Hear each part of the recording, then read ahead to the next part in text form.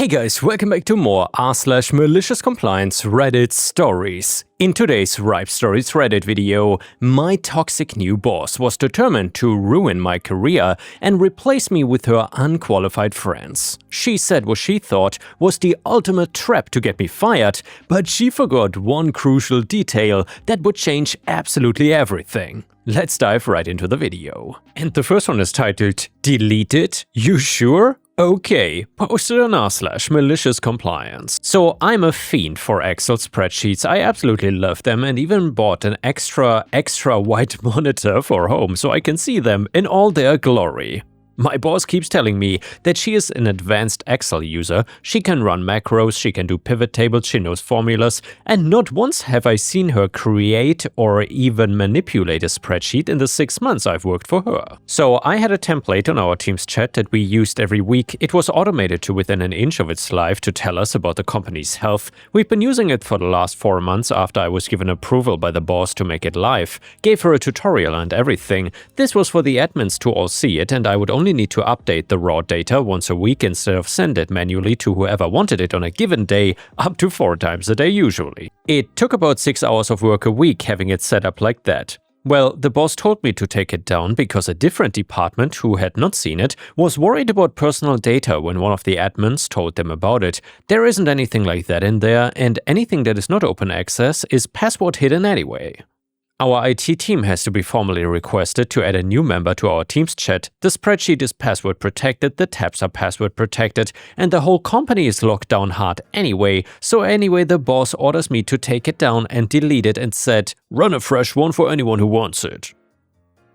So I explained to him that there wasn't anything in it that was personal or private data, but I got told nope, delete it. Tried to explain that we use it amongst the admins every single day, and it has all these built-in features and tables, etc. But nope, delete it. So I did. The fallout? Read on. Cue today, boss says to me, her big boss meeting is presenting figures to the executives tomorrow.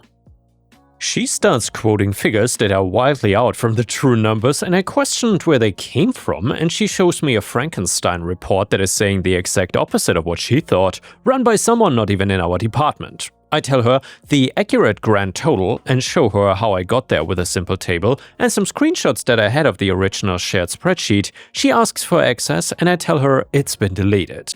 I explained why and even showed the meeting notes where she had approved its use after viewing it. She denies any knowledge of it but wants it back. I said it would take me 2 to 3 days to make it again due to my workload increases, and I saved a copy of the template, but no way am I telling her that. This will give me breathing room to get the backlog out of my queue while she thinks I'm working on it. Let her sweat through that executive meeting knowing every figure is wrong and no one is saving her butt in this team anymore. Update 3 weeks later, and said spreadsheet has never been reproduced, by the way. The reason? Our new admin started, the one who got hired as more qualified than me, and I realized something very important during the r/Tales from Tech support that followed her start. I'm not handing anyone away to look good in front of the boss on my labor. When questioned about a lack of spreadsheet appearing, I responded, I'm no longer the most experienced Excel user here in the team, and I think new hire will make a much better version. I'm looking forward to learning some tips and tricks from them. Spoiler, she is a standard user. And yeah guys, by the way, if you enjoy these malicious compliance, toxic boss stories, then please don't forget to like the video and maybe even subscribe to the channel if you want to see daily uploads. Thank you so much for your support. The next one is another fantastic malicious compliance story. This one is titled, How My Toxic Karen Boss Destroyed the IT Department. This happened like decades ago. I joined a company that was set up as a consultancy to a large corporation to repair their relationship amongst the local community that they were part of. I was in the IT division, so I was part of a team of 5 people who installed computers in local businesses, and it ran a billing package for these businesses. We trained their staff and supported everything. This was all done as a low-cost outreach and was very successful. This went fine for about 8 years until the top guy in the company left to join the corporation and a new guy took his place as director. The new guy, who was not really a problem, was more of a paper manager, a genius at it really, but he left all personal issues to the department managers. However, he didn't get along with the IT manager, and she finally resigned after months of tense standoffs over various policy issues. Now, I was the most experienced staffer and I might have had a chance to get her a job, but the office grapevine said the director had already secretly selected someone himself. And this was surprising as we had merged with a large corporation and all hiring was required to go through human resources, but he wanted to be able to replace our manager instantly. So he had been grooming the replacement, so the moment she resigned in a fit of anger during a meeting, he had her replaced right away. Remember how I said the director was not good at personnel? He was not good at hiring and interviewing either, and the new IT manager was horrifically unqualified. Her resume was invented from top to bottom, she had no management experience, and as we discovered, she knew nothing about IT. How much nothing, you're asking? Well, she didn't understand the difference between Macs and PCs. She made a major purchase of new software for the entire office, Mac Office software. And for context, we ran MS-DOS on PCs at the time. Although Windows 95 had come out a few years earlier, we were logged into IBM PCs with DOS-based applications on a contract with IBM.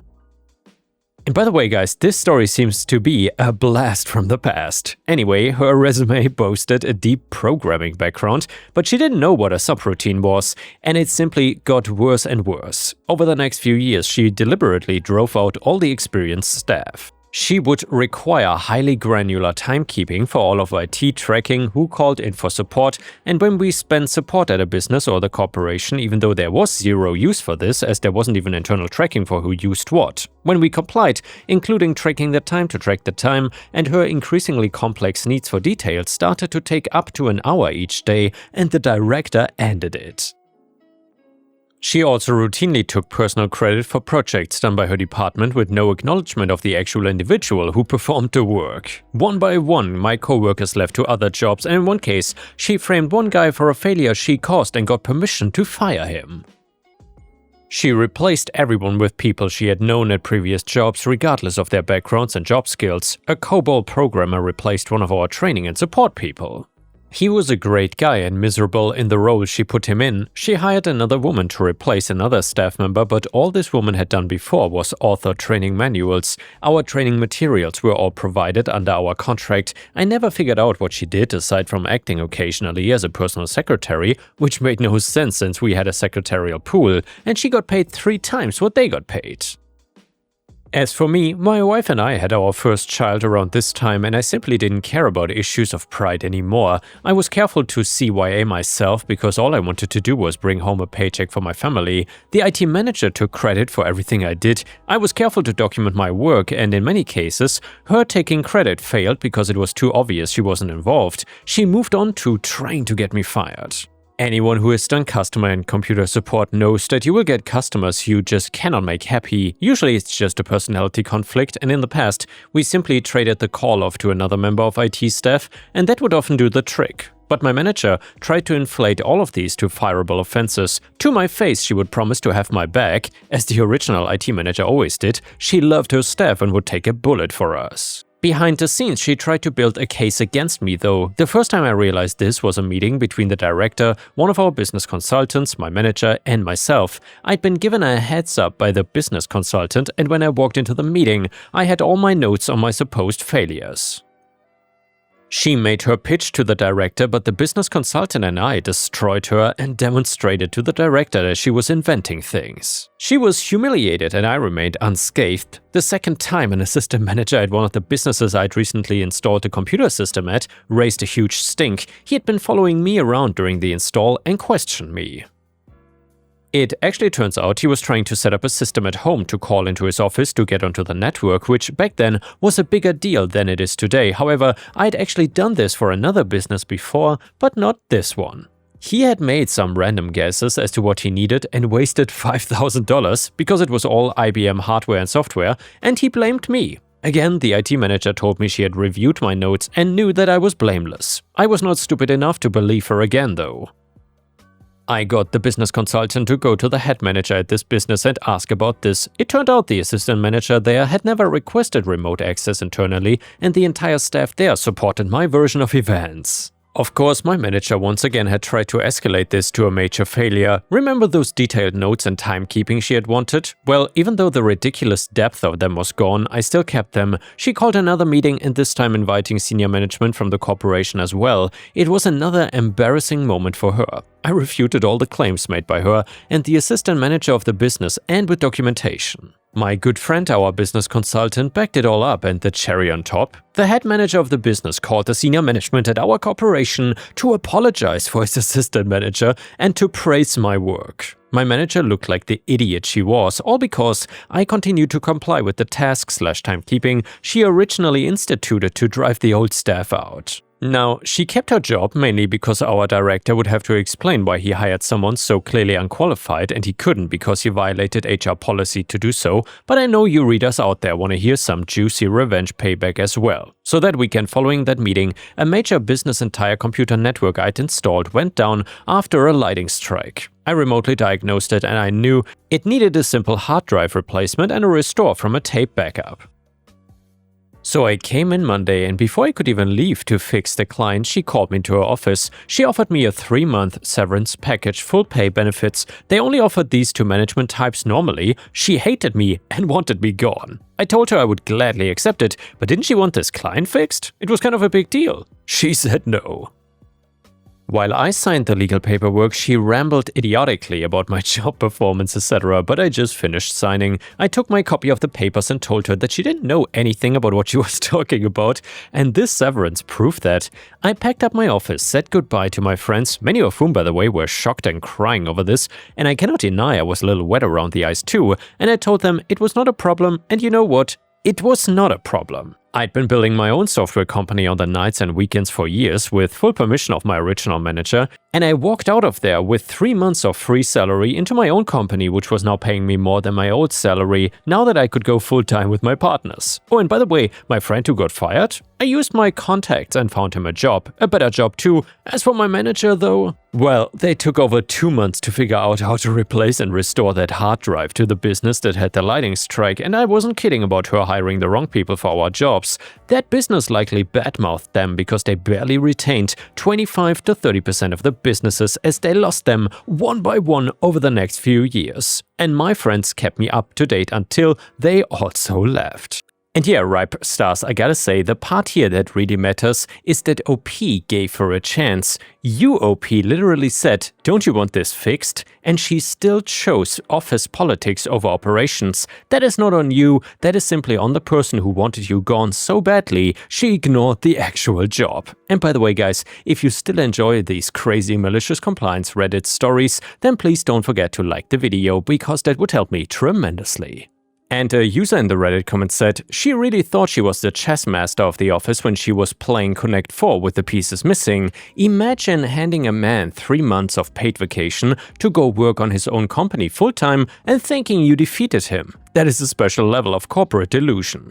And another Reddit comment said, the absolute best part of this entire saga is that this so-called highly qualified IT manager took 2 entire months to figure out how to swap a hard drive and restore a tape backup. I could teach a middle schooler to do that in just an afternoon. She probably had her unqualified manual writer secretary reading the IBM DOS manual out loud while the COBOL programmer banged his head against the desk. And the next one is another malicious compliance story. This one is titled, HR training leads to me getting paid extra. So for context, I work for a major grocery chain, and for the most part they are locked in on following labor laws properly, but every once in a while they don't know what they are talking about. Before this job, I'd been the GM of a high-volume brew pub, and before that I was the GM of a 14-screen cinema, so I also know labor laws pretty well, as both my previous jobs were drowning in employee relations. A while back though, we had a mandatory training for leadership about proper call-out procedures for our teams. In the training, our regional HR asked all department managers, what do you do if they text you? And I said,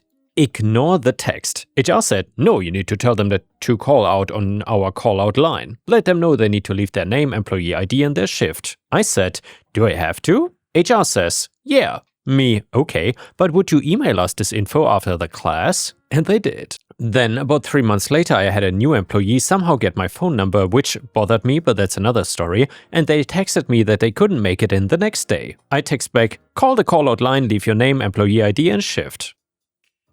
The next day, when I was at work, I put in a timekeeper request for an hour of labor. This also happened on a Wednesday in a week where Wednesday was my only day off. Where I live, if you work even a single minute off the clock, the company is obligated to pay you for that hour. In addition, because I was scheduled 6 days already, that counted as another day of work, so my entire Sunday shift was time and a half, as it was 7 days in a row during the full Monday to Sunday work week. So then, about a week later, I was called into HR to discuss what they claimed was me abusing the system, and they wanted to write me up for it because that one text message resulted in like $200 of extra money on my paycheck. For context, $40 per hour wage, so 8 hours at time and a half is $160 plus the $40 on Wednesday, and I let them know that they were the ones who told me to work on my time off, and that if they wanted to punish me for it, they could see me in court and they would pay a hell of a lot more. I then reminded them of the email they sent telling us in detail what we were to do if an employee texted us to call out, and I told them that I value my work-life balance and even a minute of work is still work, and I expect to be paid for each moment of work I do. They said, okay, I will have to call the director of HR and discuss this, but we'll get back to you. But they never got back to me. But my paycheck was straight for the period, and a week later they sent out a follow-up email telling leadership to let their teams know that they were not to text the managers off the clock, and that if an issue arises, they could call the store and the store could decide if it was important enough to contact us on our days off. My time is my time, and I'm getting paid for it. Thankfully for them at least, they never tried to retaliate over it. Sad for me, as I wasn't bluffing when I said I'm not afraid to talk to a lawyer, but it would have been a good payout. And the next one is another beautiful malicious compliance story. This one is titled, "It is my job to deal with it?" Okay, sure. So I work in public services, it was a new role, and I'm the first and only one of me. Essentially, this means that my job scope can be pretty broad and I have a lot of fingers in a lot of different pies. I've also gained the reputation of being a no-nonsense problem solver, cannot for the life of me think why, so when people have issues, they tend to come to me. I was busily hashing out a few tasks last week when I get something else slapped onto my plate. A manager of a service we commission with, appropriately named Karen, has apparently been working her way through people because she's not getting the resolution she wants. So one of the managers in finance wants me to look into this for Karen.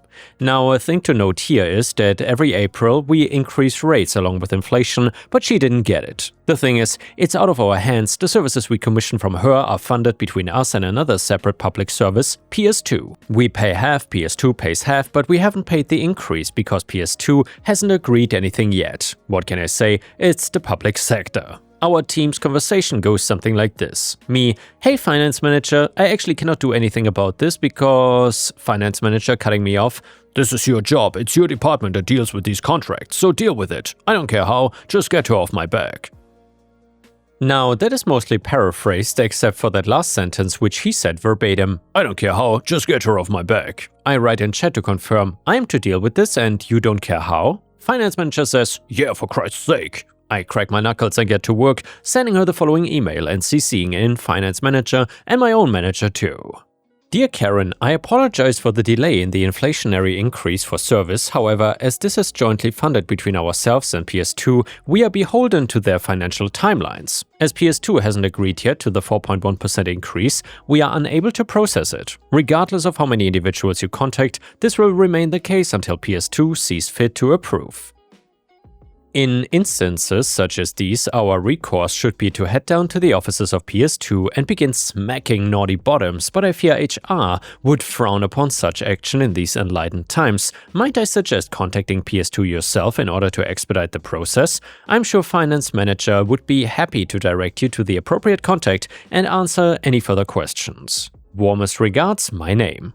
I then immediately got a Teams call from my manager where for 30 seconds all I could hear was laughing, and he asked me what was going on. I sent him the screenshots of the chat messages between myself and finance manager and relayed the Teams call. My manager told me that it was not in fact my job, how odd, and later that day finance manager apologized but also warned me that in the future you should probably hold back on the bollock withering sarcasm. People might not find it amusing. I think I'm hysterical personally. Update, I had a Teams call from finance manager and it turns out he had just gotten off the phone with PS2. They had called him asking who the hell Karen is and why they received 41 separate emails from her in the past week. It seems like someone set that particular pitbull onto PS2, but whoever that person was must have made a terrible, horrible error. because they sent her to a completely different team that were apparently very confused as to what was going on. So then they sent her to another team who sent her to another team. And she's currently being passed around like a spliff at uni housing, but here's the kicker though, she's being passed off due to her nuisance behavior, that's a given, but also because PS2 cannot authorize the uplift in her fees. She filled in her business address incorrectly back in January when we began commissioning with her. We got one address, PS2 have another, meaning that PS2 systems have flagged this as a discrepancy, and she's so busy demanding her money that she's not responding to the urgent emails that the PS2 team have been sending out. There does not seem to be an end in sight. Absolutely astounding, no notes, 10 out of 10. And the next one is a brilliant malicious compliance story which is titled The Case of the Hourly IT Workers. So I worked in IT at a large non-technical company. As is normal in IT, there were crisis patches and new software installs where it was all hands on deck for 16 hours, and other times when everything was humming along and there was not a lot of work to do. Old boss understood this well. When we had to work late into the evening, he was fine with us coming in late the next day, leaving early, or even if a couple people didn't come in at all, as long as we rotated who got to stay home, so that there was always some coverage. We were all salaried exempt, but overall the hours were fair despite the occasional very long days. So then new boss comes in from a non-IT background and sees this system and decides everyone will be hourly and worse, works at hours. If we were 10 minutes late, we had to use 10 minutes of PTO or be docked pay for the time rather than just staying 10 minutes late. He also declared there would be zero overtime. This worked for like a week. It was slow and the people would normally leave an hour early, had to just sit at their desks and wait to clock out. So then, the first major systems issue happened, where the email server crashed. We all punched out at 5 and went home. The system stayed down until the following morning. Well then, Big Boss comes down and wants to know why it took so long to bring the mail system server back and how it hurt the business. New boss mumbles something about no staffing in the evening and Big Boss says it's never been a problem before. New boss tells us from that point on, when something breaks, we stay to fix it. Overtime starts piling up and Big Boss asks about the budget. Several of us on the team decide to be brave and tell Big Boss what's going on and ask if things could just return to the way they were before. Shortly after, an email is sent out saying new boss has now decided to take on another opportunity, in other words was fired, and that the IT department was returning to salary exempt. And yeah guys, thanks for watching, I will see you again tomorrow.